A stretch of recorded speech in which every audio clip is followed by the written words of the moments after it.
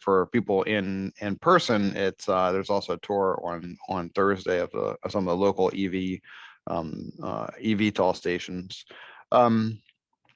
So there is a hydrogen session on that on Wednesday, and then we've also now we've announced our dates for the next hydrogen H2 Aero workshop or symposium now that'll be in Long Beach. So for those of you who attended this past March, we're following up same time, same place for the second annual Hydrogen Aero workshop. And again, we think we're the only people in North America that are talking about hydrogen aviation in a conference. So this is really an opportunity to bring the community together to talk about that, and that's pretty exciting. So thanks, Danielle, for the time. Yeah, thanks so much, Mike. And it's true, you know, a couple of years ago, gosh, going on 3 in 2020, a handful of us applied to Agility Prime for hydrogen. If you're not familiar with Agility Prime, it was sort of the Air Force big bet into the eVTOL space, air taxi space. And we all sort of had different perspectives on, you know, the way to bring hydrogen to fruition. And most of us that are on this call know that hydrogen is the future. Hydrogen is the way to, you know, extend the range in aviation. It's got some challenges, but you know, we know that hydrogen is going to be, you know, the answer that decarbonizes aviation. And so, you know, Vertical Flight Society was the first to really give us the opportunity to, you know, create this group, which has stemmed into another group. In fact, I'm really happy to announce that we've also started High Sky Society, and we are basically creating a social media and other things that I can't announce yet for women in hydrogen aviation. Eventually, it'll probably be open to other people other than just women, but we want to start with women because we see the women really being the most motivated in this space, really pushing it forward, moving the needle. So with that, without further ado, I am so very excited to announce Paul and Stacey Smith of Plasma Kinetics. I will pass it to you, Stacey and Paul, and you basically we've got until you've got about 45 minutes. If you want to use them all presenting, we can do Q&A. So take your time, no rush. And without further ado, please welcome Stacey and Paul. Thank you very much, everybody, for joining us. Appreciate your time today. If you're not familiar with Plasma Kinetics, we started our business exploring hydrogen. Paul's our inventor back in 2006. A little background on Paul. Paul is a physicist. And as a physicist, his first job was in the computer chip development industry, who's semiconductor. And back in the day when people, not computers, designed computer chips. And if you're familiar with a computer chip, there's many layers to the computer chip or to the wafer. And each of those layers imparts a characteristic that improves the process speed. And so we took that same exact process and applied it to our nano thin film.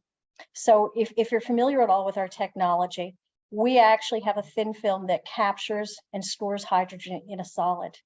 And as such, it's got many layers, the film, and each of those layers imparts either the process for absorbing hydrogen without pressure, for non-flammability. And anyway, like I said, it's the same process as what you would see in semiconductor for developing our film. Paul, I'm ready for the next slide. So we started this technology, by the way, in 2006. We worked from 2006 through 2017, and during that time period, we improved our formulation, and then we also improved the process speed so that we can scale manufacturing. So this thin film that we developed will absorb any kind of hydrogen, whether it's blue, gray, green, or white. And so we don't need any energy to actually put the hydrogen in the thin film itself. and there's no energy needed to contain it under any period of time. Paul, if you want to jump in at any time, that's fine. And if you have any questions, anybody, please feel free at any time to ask questions. I have no problem stopping what we're talking about to address specific questions. Any questions so far? Yeah, sure. Stacey, Bruce Holmes here. Thank you. Can you give us a scale, in terms of like kilograms of hydrogen per kilogram of total hydrogen plus canister? Do you want to answer that, Paul? Yes, this is Paul. The canister is 200 centimeters in length and 40 centimeters in diameter. It weighs, loaded with hydrogen, it weighs approximately 350 to 370 kilograms. But it turns out that's the same density of hydrogen as is stored in a 350 bar tank. So 5,000 PSI, which is a standard for trucks, and now shipping as well, is going to be that 350 bar. And we're the same size and weight. So if you're looking to store hydrogen in a tank at 5,000 PSI, we have the exact same weight and size. However, we have the huge advantage of actually zero flammability, no risk of rapid decompression, explosion, or flame. And it's ultimately very safe. Even if the canister breaks open in an accident, no substantial amount of hydrogen will escape, because the amount of light that is in atmospheric light, the normal everyday light, doesn't contain enough of the wavelength we need to release any significant amount of hydrogen. So it's a light activated film. You need a very specific wave of light. We have some supporting systems that go with this, just like valves and other things that would go with a compressed tank. We have a laser light system and a roll-up canister. The roll-up canister, the entire system weighs under 400 kilograms. This is very interesting. Thank you for that explanation. So there's in the fuel cell business, we talk about balance of plant. So in a sort of parallel way, you've got another 50 kilograms of balance of plant for managing the release of the hydrogen from the solid. Well, there is a cost on the backside. Yes, that's for correct. releasing hydrogen. That's correct. Yeah, great. So very roughly then 17 kilograms of hydrogen for a total system weight of about 400 kilograms. Right, and our lasers are about 30% efficient. So there's some loss, but not a lot of loss. Tank has the cost up front to put the hydrogen in, and they unwind the hydrogen with back pressure. We actually, hold on just a second. Yeah, so with a fuel cell, so we're 70% efficient. As I was saying, it's 30% cost with the laser. And then if there's any other technology like a fuel cell, we rely on their efficiency as well, because there's always a cost for a fuel cell, and they're actually getting much better. So we achieve almost comparable to a battery, lithium ion, with 75% efficiency, all cost at this point. And this is with the material right now that we're introducing. We're introducing this technology for, I'm ready for the next slide, Paul. I'm ready. We're introducing this technology for stationary applications initially. Our goal is to get into mobile applications like aviation. But the one thing we noticed when Sandy Monroe mentioned Toyota and their early introduction of hydrogen vehicles is they had these really awesome vehicles, but they had no refueling stations. And so we want to get into stationary applications like wind, solar, and all the other hydrogen generators first, so that we can actually build up the distribution, the logistics to have enough in circulation to properly support mobile applications. So our first customer base is going to be producers for hydrogen. And here the canister is again. We get about 150 cycles out of our thin film. The thin film itself is very specifically tuned to take on hydrogen. And so hydrogen is a very small molecule. And so we ignore almost everything else. We ignore oxygen, we ignore a lot of other elements, and we can just pick up the hydrogen. It may slow down the absorption if it's not pure hydrogen in the mix. If there's any kind of acid like hydrofluoric or sulfuric acid, it'll actually damage our film. But for the most part, if our source for hydrogen is not pure, we'll just ignore it. It just may take a little bit longer for the film to absorb the hydrogen. A 20-foot storage container can take up 1,000 kilograms of hydrogen in an hour. If there's any system heat or atmospheric pressure, or above atmospheric pressure rather, we can absorb the hydrogen much quicker. But our thin film, like I said, is designed just to pick up hydrogen. As the hydrogen takes up into the film expands. And when we release the hydrogen, the film actually contracts a little bit physically, and we lose, of course, the hydrogen. So the film gets smaller, and over time, that expansion and contraction causes fatigue because it is a metal. I should mention our thin film has no rare earth elements or anything else that's harmful, and it can completely be recycled at the end of its life cycle. So it's a very good loop system where we're not hurting anything to make this material from start to finish. And like I said, so that expansion and contraction over time, we've gotten to about 150 cycles comfortably. We release all the hydrogen when we shine the light on the material, but at about 150 cycles, we're very selectively releasing the protium. And so that protium, we're leaving behind deuterium. At about 150 cycles, we have 1 to 2% deuterium. And so all of a sudden, our customer is not getting 100% hydrogen out. And we like to say that we can get 100% hydrogen out. Tanked hydrogen only gets 95% out. And so what we do is at 150 cycles, we'll take the hydrogen canister back. We'll extract the deuterium. We have a customer for this deuterium. We have several customers for deuterium. And the cost of that deuterium will actually pay for the recycling of the thin film. And that allows us to keep the price down on our material. And how we envision working is we will sell to our customers hydrogen storage. We're not selling the canister. Plasma Kinetics will own and maintain the canisters and the thin film. And so you as a customer, you know how much hydrogen you need in a given day, a given week, a given month, a given year. And so you're actually buying just the cycles. And we kind of envision 1,000 cycles, 2,000 cycles for purchase. And we own and maintain, like I said, everything. You don't worry about anything else. At about 150 cycles we supply you with fresh canisters, and we recycle the old ones. I'm ready for the next slide, please. Hi, Stacey. There's a couple questions in the chat. Okay, go ahead. Do you want me to read them to you? Please. Yeah. So how long does it take to fill from 0% to 100%? From John O'Neill. Okay, it depends on the source for the hydrogen. If we're just going with a wind, solar, and electrolyzer, if at atmospheric temperature, or at atmospheric pressure rather, an ambient temperature, it takes 1 hour to fill a 20-foot shipping container full of canisters, and that's 1,000 kilograms.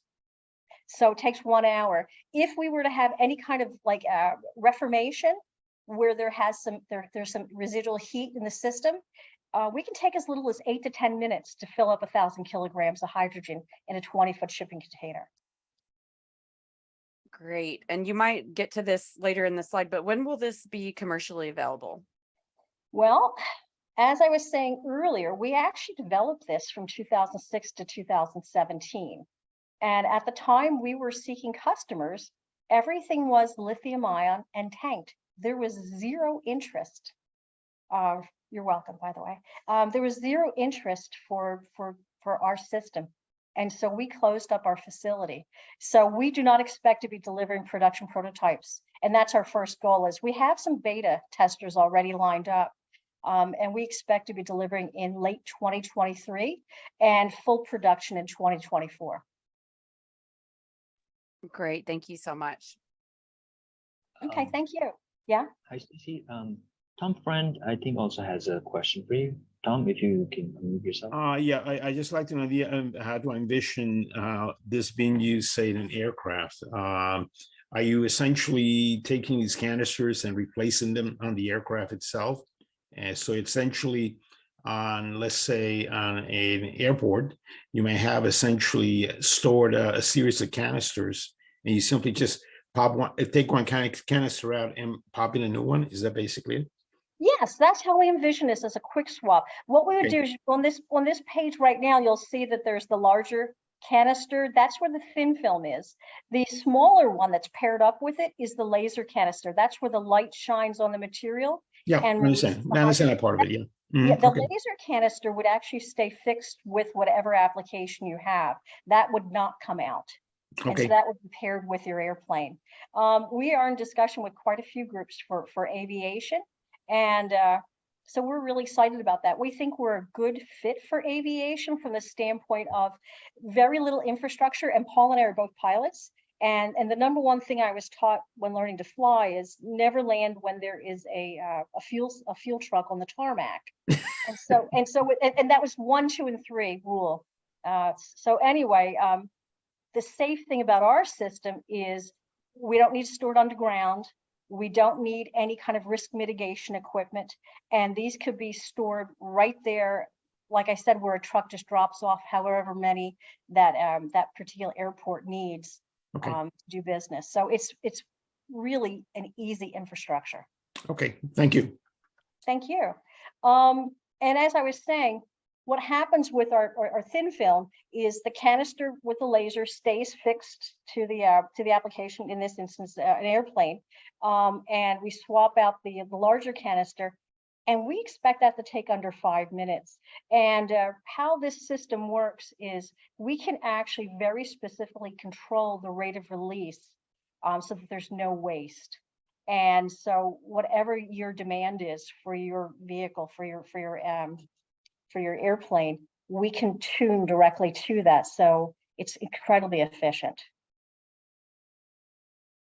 All right, I'm ready for the next slide. Any questions? And we answer most of the questions in this. This is what we expect to be able to do, is to be able to take our canister wherever the source of hydrogen is. It can be hydrogenated on site where you intend to sell the canisters.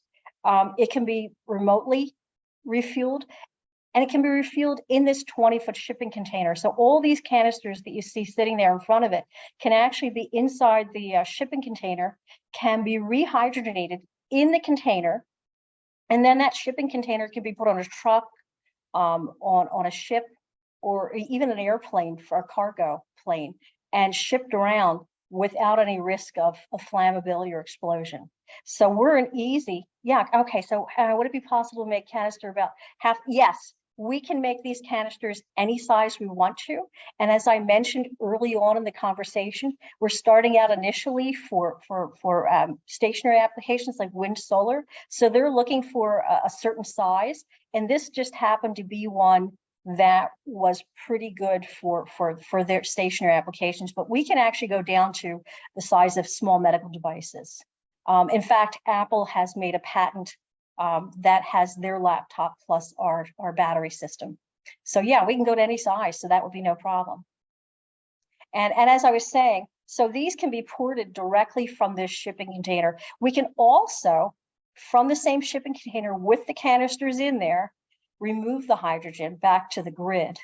So they don't even have to leave that canister. And then of course we can stack these shipping containers 4 high. So we don't have to take up a lot of footprint on a facility to get an appreciable amount of hydrogen stored in one area.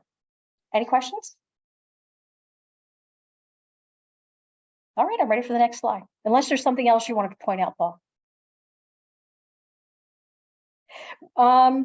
We are not an engineering firm. Someone asked, have you considered any aircraft fatigue or anything like that? We're not an engineering firm, but we're working with an automotive company, and they are working with Randall Engineering, which is in the UK. I understand they're pretty respectable engineering, and they just did simulation testing to see if the oscillation, the turning, the rotation of our film feeding the laser canister, if there was any kind of impeding of the operation, and they said no. What pressure does it release? Well, that's an interesting. Someone asked what pressure is the hydrogen released from the canisters. We can actually control the pressure, because what happens, what I mentioned before, is that our thin film absorbs the hydrogen, well, it organizes the hydrogen so that it fits into a much smaller space. So when we shine the light on the thin film and it's releasing the hydrogen expands, and it can actually create its own back pressure. And most fuel cells are looking at 4 bar. And so that's what we can very comfortably meet to fill a fuel cell, if that's the purpose. But we can go faster. I'm sorry for that noise, I apologize. So we can actually control the speed of the laser or the intensity of the laser, which will create that pressure. Is there anything else you want to address to that, Paul? No, in terms of that question, you're absolutely correct. We can adjust the pressure even up to ICE pressures of 60 bar. We can go as low as 1 bar, but there isn't much, you won't get much flow. But if a fuel cell is designed to adequately accept a specific number of liters per minute, we can control that specific amount to an exact measure. That is, there's valving and controlling is much more efficient with our system because it's light controlled, and the expansion itself generates the pressure. So we actually control it very highly to whatever you need, just like Stacey said. And as you can see in this slide, we have here the 2 different sizes that we're creating initially. And like I said, the 17 kilogram is on the right, is the one we're going with first.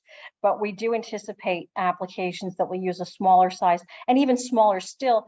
But for now, it's just practical for us to introduce the first size. Okay, I'm ready for the next slide. Oh, I should also mention with this slide, and that's really very important, some of our applications want extended range. And so we can fit multiple of each one of these, whether it's the cassettes or the canister, on an app or on a truck or whatever, or a ship or whatever you're going to do, and still only use 1 laser canister. So that will save weight to have just 1 laser canister engage with multiple cassettes or canisters. All right, next slide, please. Okay, so this is what I was mentioning earlier. We can actually source hydrogen from any type of hydrogen production. We prefer, of course, obviously green hydrogen, but there's a lot of hydrogen producers that are looking for a solution. And it's not the production that's the problem. It's the means to capture it and the means to then transport it. And because we can offer a simple, easy, uncomplicated way to capture hydrogen and then port it around and then apply it directly to an application, all in the same canister, we think we have a pretty good way of doing business for making hydrogen practical. I'm ready, unless someone has a question, I'm ready for the next slide. Oh, and this system, this picture on the left is an ability to be able to return that to the grid. It's pretty simple, and you can see how we can stack multiple systems together to expand to. We were talking about micro devices, but we can support a whole grid stability system for oh, someone else is trying to actually get in. Rich, oh, I'm sorry about that. I didn't realize as the hostess that I have to let that person in. No, I got it, Stacey. Okay, you don't have thank to. you so much. Sorry So I'm about ready that. for the next slide. Unless someone has any questions. All right. So as I was mentioning earlier, you can see from refueling these canisters in the shipping container and then transporting them, because we don't have any of the risk that is associated with tanked or liquid or even lithium-ion batteries, we're safe.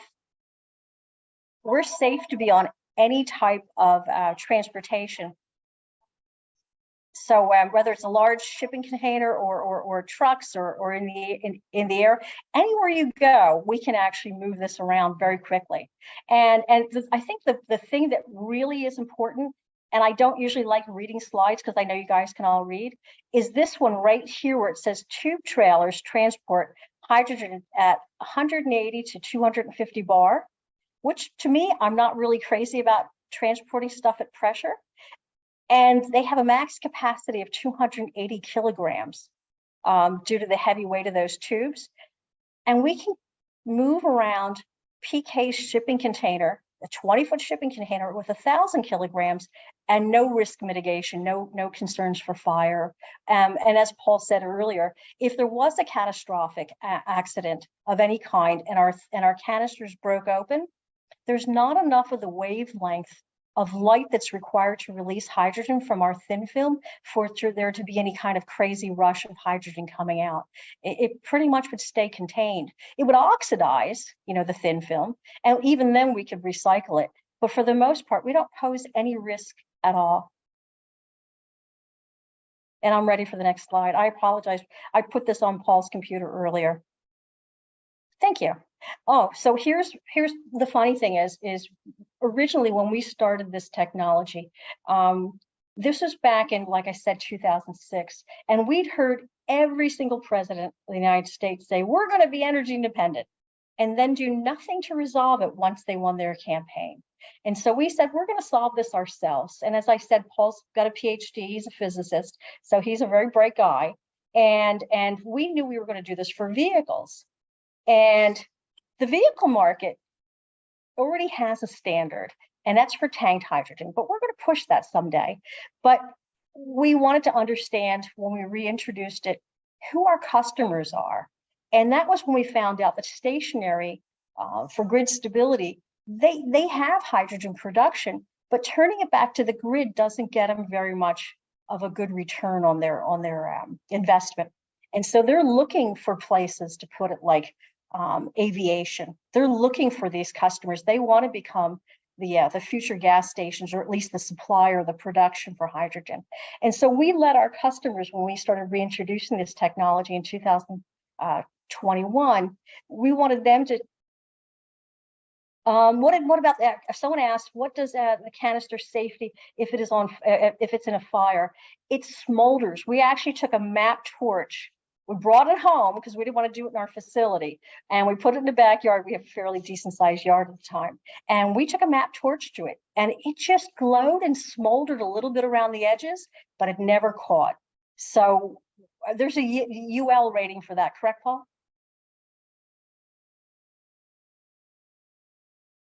Yes, we're 94 VO rated, which gives us a rating that's essentially fireproof. It's not fireproofing material, but it's fireproof in that it can't catch fire. The temperature at which it smolders, we should mention, is at the temperature at which the hottest industrial flames in a case of a fire would exist. So, and it would only be on the upper floor near the ceiling that temperature would be at reached. about 1400 degrees. It's about 1400 degrees. Yes. Yeah. And that's about the temperature at which our material would begin to smolder. It can actually ignite in the smolder for a few seconds, and then it goes out. It can't sustain a flame. That's the best way to put it. It won't sustain flammability at all. Thank you. So as I was started to say, so when we started reintroducing this technology, we weren't sure if there's even enough interest, honestly said. So we started trying to find out what the interest was, who our first customers would be. And so then we started engaging with many people, because people like Sandy Moreau started talking about our technology and actually recommending our technology in keynote speeches. And so we had people telling us how they envisioned using our technology. And we have had everybody from, like I said, medical devices to fish farms, you name it, have come to tell us what applications they saw were relevant for their technologies. And I should mention this, and I've mentioned it before, Paul and I are not engineers. And so we will help people with the integration from our side. And what I found out is that there are people that make their own cars or whatever. And what we found out is there's a lot of policy change going on in the world. And so there are these very brilliant technologies, these very brilliant, I'll give you one example. There is a tractor out there that's an autonomous tractor that runs on diesel, and it's very specific for vineyards. And it does the pruning, the clipping, and even the bottling. And he's going to be put out of business, this tractor company, because they run on diesel. So they want to be able to adopt our canister system to power their tractors. Why would I ever want to become a tractor company when this guy already makes a brilliant tractor? I would literally have to be involved in the evolution and development engineering of every kind of application there was to be viable in all these applications, or instead, what we're going to do is provide the know-how from our perspective in putting our canisters in your systems. That's our view for how to make this happen. And I am working with several companies for aviation, and as I've discussed with each one of them, they're proprietary, and so I don't divulge what everybody else is doing. But what I do say is that if we want to become a standard, if we want to be a hydrogen aviation, it has to have a consensus of who or what is used, because if there are too many different types of products out there, and I think competition is good, but it's not going to be viable because you have to have enough in circulation to support a system. And I think we're a good solution because we don't pose the risk that some other technologies do. And any questions? Thank you very much, by the way, for your time.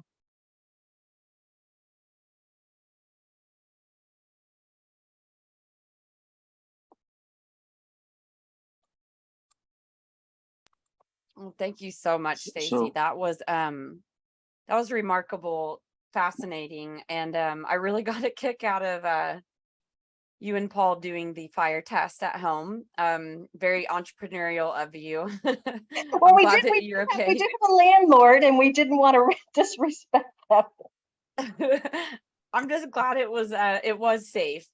Thank you. And we do live in the desert, so there's a lot of silt out there. So we did it in a pretty safe environment.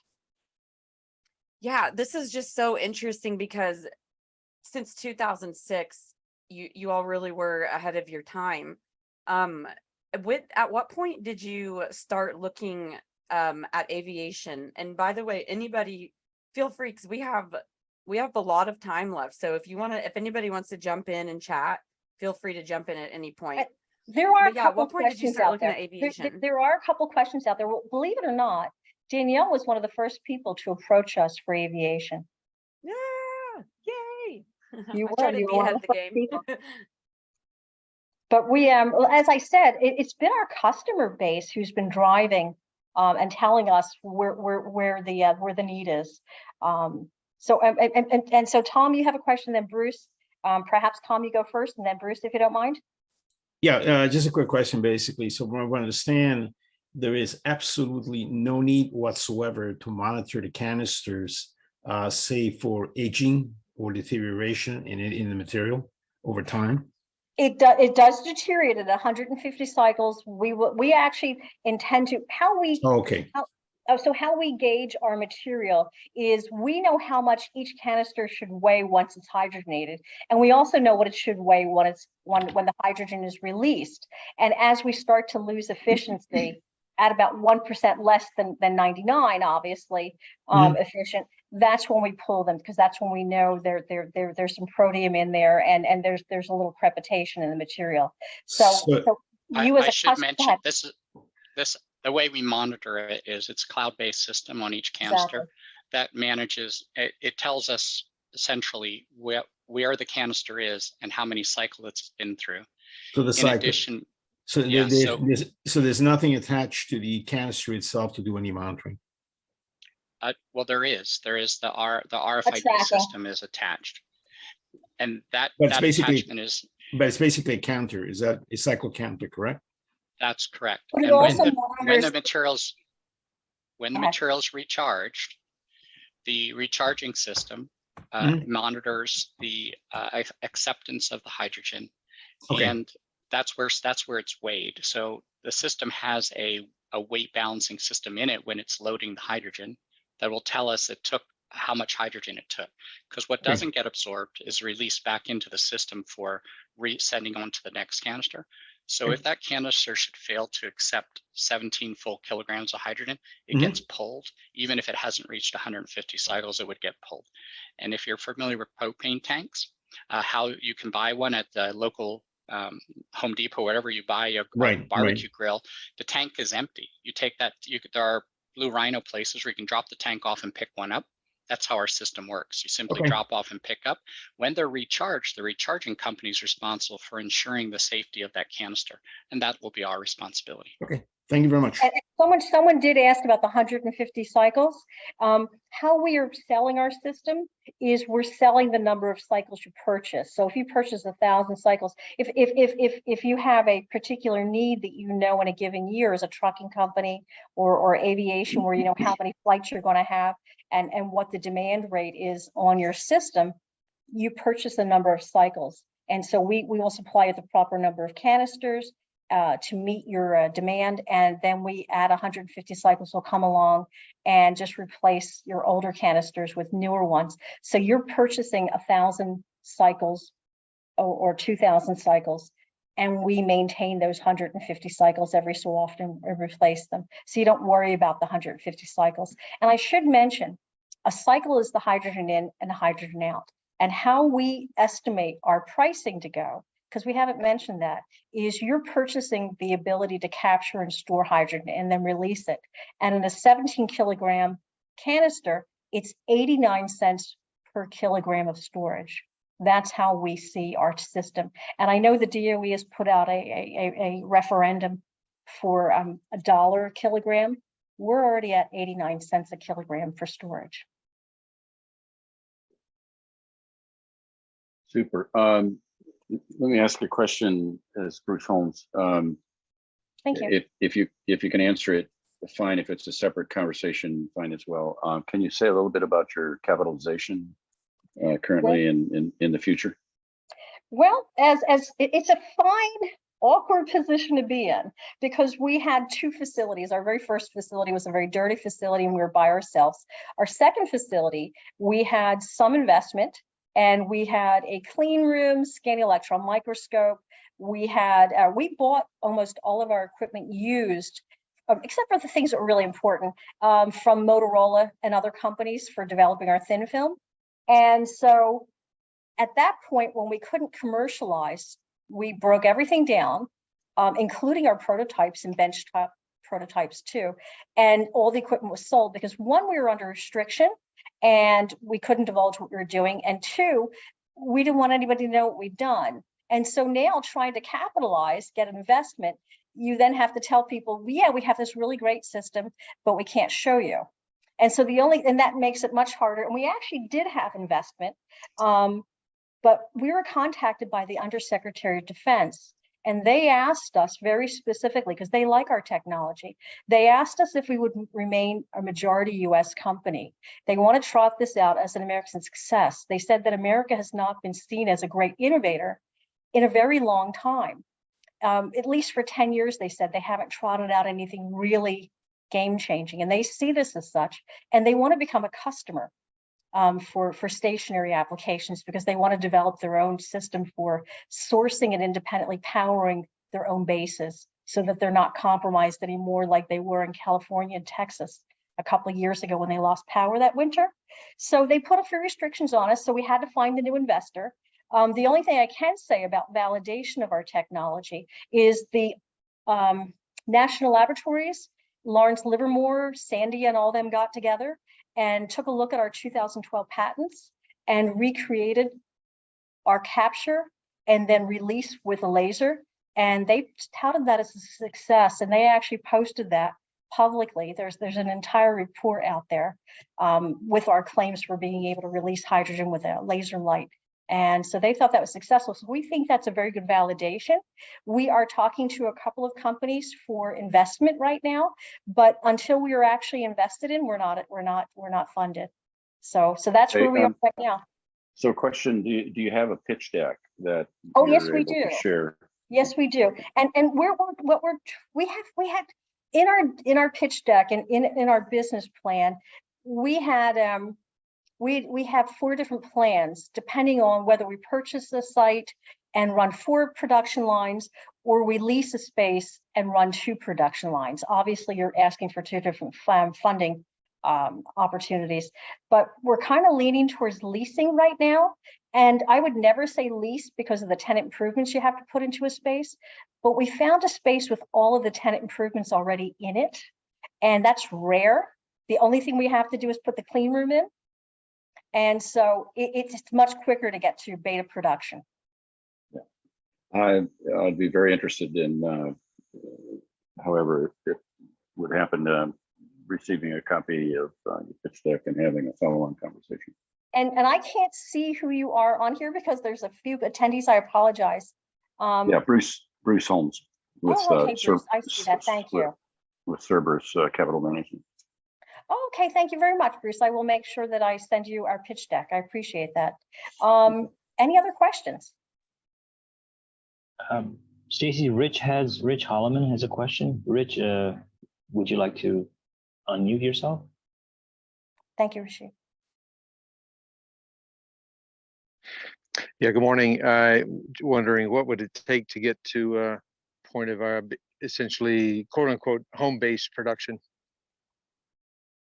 Well, we anticipate 18 months for reestablishing our facility to building beta tester prototypes. And we already have about 20 billion, or no, I beg your pardon, 2 billion in beta testers lined up that are very understanding and excited about the technology and realize there's going to be a few kinks in the initial delivery. But we expect late 2023, 18 months to go from where we are now to production.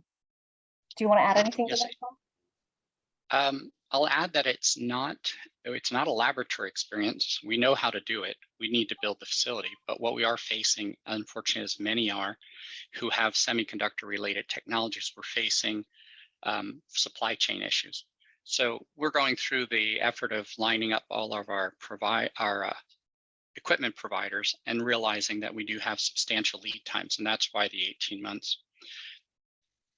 And that's why we picked a facility that already has the tenant improvements, because we know some people. There's a lot of development going on in Arizona, and so there's a labor shortage as well as material shortage. And the last thing we want to do is to become a hostage to either the materials or the labor. So finding a facility that's already done is a pretty big score in our position and saves us some time. Any other questions? I do have one other comment that's unrelated to where our position is, but it is our future. So we are working to make our system lighter. So on our drawing board is our next iteration is already on the drawing board, which will actually reduce the weight substantially, so that we'd be looking at, we won't reach 10,000 PSI weight, but we will be significantly better than the current 350 bar or 5,000 PSI weight. So that's a coming event. We'll need additional capitalization in order to reach that, because it's a specialized material that to make in large quantities, we'll need additional capitalization. But the future is laying it out with, this is what we have today, knowing we'll have it in the near future.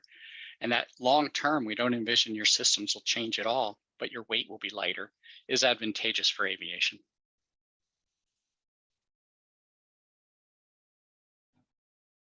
Any other questions? Paul, Stacey, Matthew Lundquist has a question. Matthew, would you like to unmute, or do you want me to spell it out? Thank you.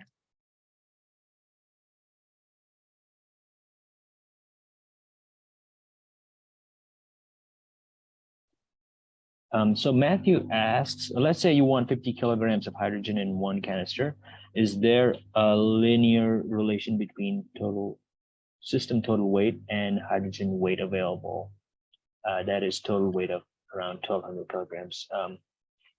I do not understand completely, Matthew. Actually, with the increase in size, you'll definitely have a lower, the larger the canister, the lower the balance of plant weight relative to the amount of hydrogen stored. So and it is nearly linear. So that's pretty consistent, but it's a small percentage of linear change because the balance of plant weight isn't that much relevant. There isn't that much relevance in the system, but it certainly gets smaller and smaller as your canisters get bigger. And sometimes if we're looking for your say 50 kilograms, we can actually put multiple canisters together and pair them with one laser canister and have that laser canister move to the different storage canister. Because as you get that large at 50 kilogram, it is a fairly big canister. So weight, it makes it, Yes. yeah, it makes it a little awkward to move. It would have to be an automated swap.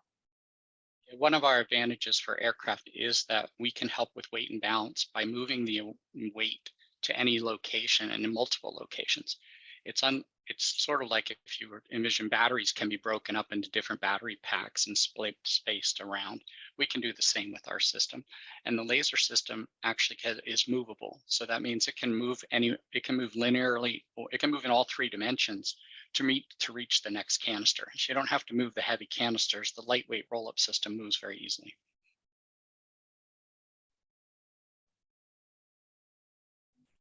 That's great. So Steve Henry asked, any direct sale versus leasing, example to DoD? We're not prepared to do that right now. Like I said, because of the management that has to go on and the extraction of the deuterium, we would take them back. But we would consider it. It just depends on the conversation we'd have to have. We're pretty flexible. Yeah, I think maybe we should expand on that just a little bit. The reason we prefer leasing is that the material does need to be recycled at 150 cycles.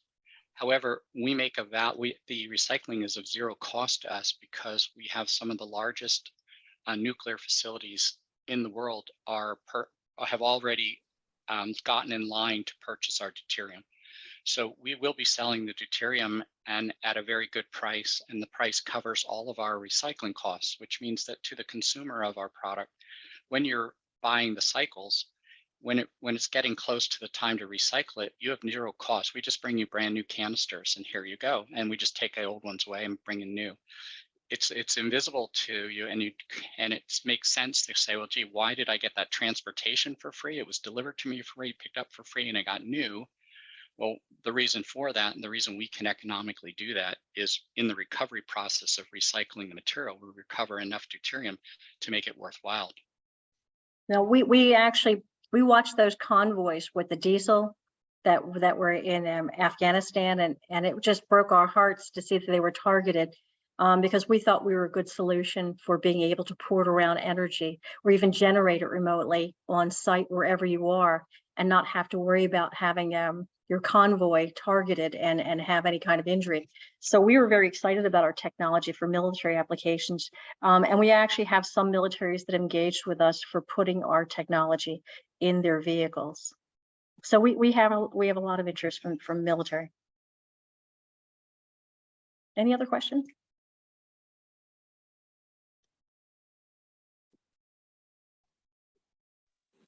This is Steve Hamby. I have one additional question. What's the material of the canister made of, and have you considered composites if it's not? The canister is made out of AZ31B, which is a non-flammable magnesium mix. It has zinc and aluminum in it. That particular thing is it's an alloy that's 1/3 lighter than aluminum, and it's non-flammable, and it's also being used in military applications for, well, I can't disclose, but it's being used for military for the same advantages that we choose to use it for. It's very strong. And if we were to go with a plastic, they actually hold moisture. Yes, that's Stacey's absolutely correct. Composites tend to hold moisture, and moisture can be a contaminant to the film. So we don't want to encase it. Now we have explored aluminum lining of composites, exactly, and that actually is successful too. However, composite material is actually heavier than the AZ31B. So that's one of the things was of interest. And composites tend to have a carbon footprint that is higher than the AZ31B, and we're trying to lower our carbon footprint to the smallest possible amount. So that's why we've chosen that material. That doesn't mean it won't change in the future due to economics or other factors, but currently that's our choice for the outside of the coating. The inner material is a The inner material is a series of metals. It's a metal hydride, obviously, that is specially structured. So there are quite a few components in the internal structure, but it's most similarly explained as being like a computer chip. Thank you very much. That's very helpful. Any other questions? And thank you very much for everybody, like I said, for participating and asking questions. We really appreciate Danielle organizing this. Very much. Thank you. Thank you, Stacey. There's a couple more, and thanks, Paul. Sorry, thanks, Paul and Stacey. There are a couple more questions in the chat. And yes, this is being recorded, though. I owe you all a huge apology, especially the Hexagon group, for last month. For some reason, the recording stopped, and it's done it a couple of times on this one, and I've had to start it again. So I'm not sure what's causing that. Maybe my storage is used up in Zoom, but anyway, this one I'm on it. I'm making sure that it's still recording. So yes, we do have this one. But see, John O'Neill asks, will we please, oh, this is they're both asking about the recording. So just kidding, I answered those questions. You're psychic. I am. All right. Anybody else? I missed the answer to Steve Handy's question about canister material technology development regarding such things as composites. Well, Our external canister is an AZ31B. It's a magnesium alloy. That alloy is non-flammable and 1/3 lighter than aluminum. And that is our preferred technology because the composites tend to have moisture content that can seep into the material. However, and composites have slightly higher carbon footprint. So those are we could use an aluminum coated polycarbonate or other form of composite. Okay, thank you.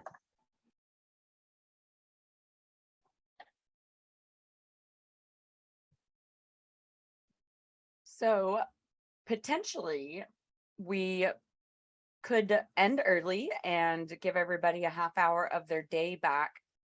Stacey and Paul, do you have emails that you can share? I anticipate a lot of people wanting to get in touch with you after this if they haven't already messaged you for that. Can you share your contact info? Gladly. I can Yes, share it in the actually, chat as well right now if you wanted. Yeah. so Stacey can add it to the chat, and we'll provide the deck if we so that you don't need the recording. I mean, obviously everybody wants to have the recording. But we can provide our contacts along with the deck when we provide it, and we'll include our pitch deck as well for groups Great. particularly. That'll be fantastic. And so just couple quick announcements, and if anybody thinks of another question, feel free to jump in and ask it. This is our last meeting of this year. I can't believe it. We'll reconvene in 2023 with year 3 of the H2 eVTOL Council. So I just couldn't be more pleased with this finale. It sounds like PK is really solving a big problem that's kind of been a bottleneck for aviation for sure. And I love it that you're starting on the ground. So I just think it's fantastic. So keep an eye out for email announcements. Lots of exciting things in the pipeline for High Sky Society, which now runs the H2 eVTOL Council. So for those of you that were confused, it started with Vertical Flight Society, but we basically spun out into our own society so we could strictly focus on hydrogen aviation. Not that, VFS isn't an excellent society, but it's not just hydrogen aviation. And we really saw the need for hydrogen aviation in the US and a society dedicated to that. So that's what High Sky Society is. Again, the H2 eVTOL Council will reconvene in 2023, but there will be exciting announcements coming out. And I will include Stacey and Paul's email in the follow-up email because I don't think you can copy paste from here. So thank you, Bruce. I just saw your comment, and thank you all for attending.